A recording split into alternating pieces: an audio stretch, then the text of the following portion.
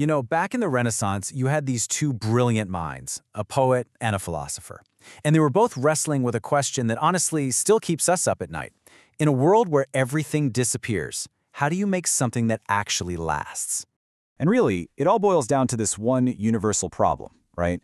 How do we make anything endure? Our love, our ideas, our own lives, when everything around us is designed to fade away.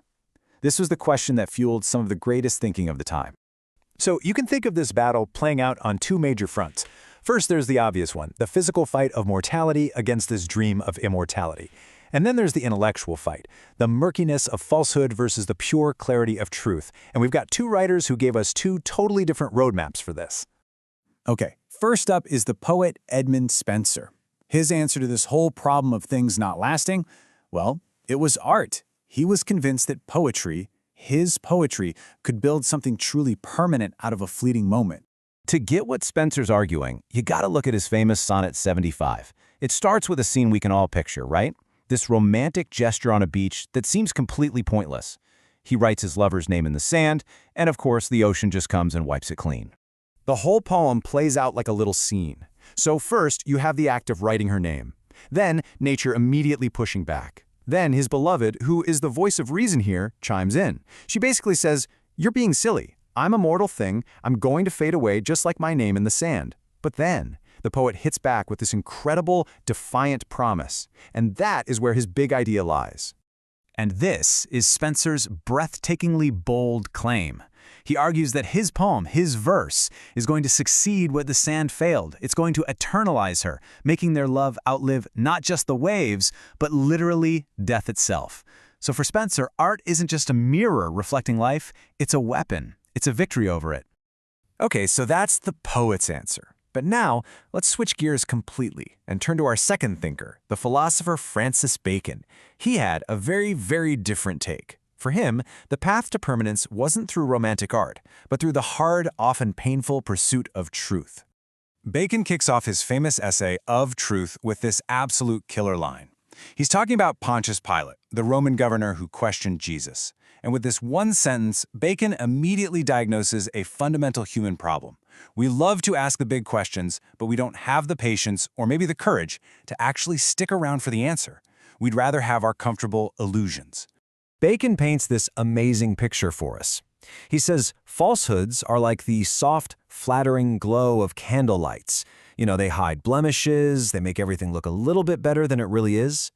But truth, that's the naked and open daylight. It's harsh, it shows every single flaw, but it's real. And he doesn't stop there. He takes this idea even further. A lie, he says, is like a diamond. It sparkles best under shifting artificial light. But truth? Truth is like a pearl. Its real beauty shines brightest in pure, natural daylight. It doesn't need any tricks to prove its worth. But it's not all just fancy metaphors, right? Bacon gets practical too. He says a little lie is like an alloy, a cheap metal mixed in with gold or silver. Sure, it might make the coin easier to shape and work with, but it fundamentally corrupts it. It lowers its true value. In the same way, lies might make society run a little smoother on the surface, but they're rotting it from the inside. And to really hammer his point home, Bacon isn't just relying on his own ideas.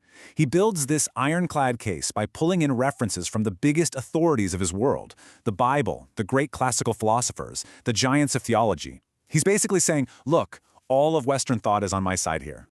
So for Bacon, it all comes down to this. Finding and holding on to truth isn't just a nice habit, it's the sovereign good, the absolute highest purpose of being human.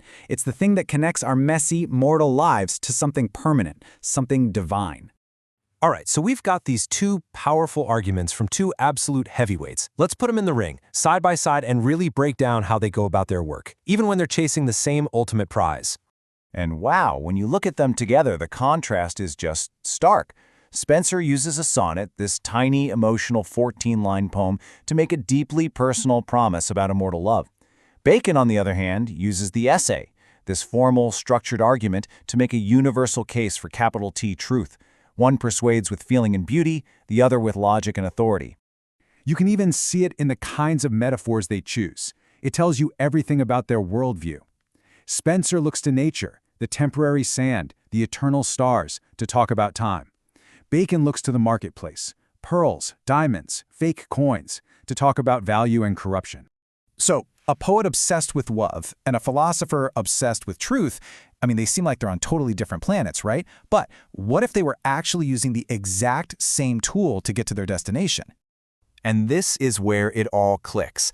This is the great unifier. For both Spencer and for Bacon, the one tool we have to overcome the limits of our world is language.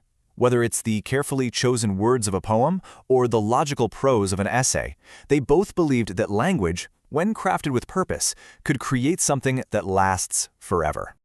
So in the end, what they leave us with are two distinct paths to something bigger than ourselves. You've got the poet's path, which says that what truly lasts is the beauty we create and the love we immortalize in art. And you've got the philosopher's path, which says the only thing that really endures is the hard, unchanging reality of truth discovered through reason. And so, their centuries-old challenge lands right on our doorstep today. Spencer thinks art can make love last forever. Bacon argues for absolute truth, no matter how harsh. In our own world of social media and curated realities, which path feels more real to you? Is a beautiful story, even a lie, sometimes more valuable than a cold, hard fact?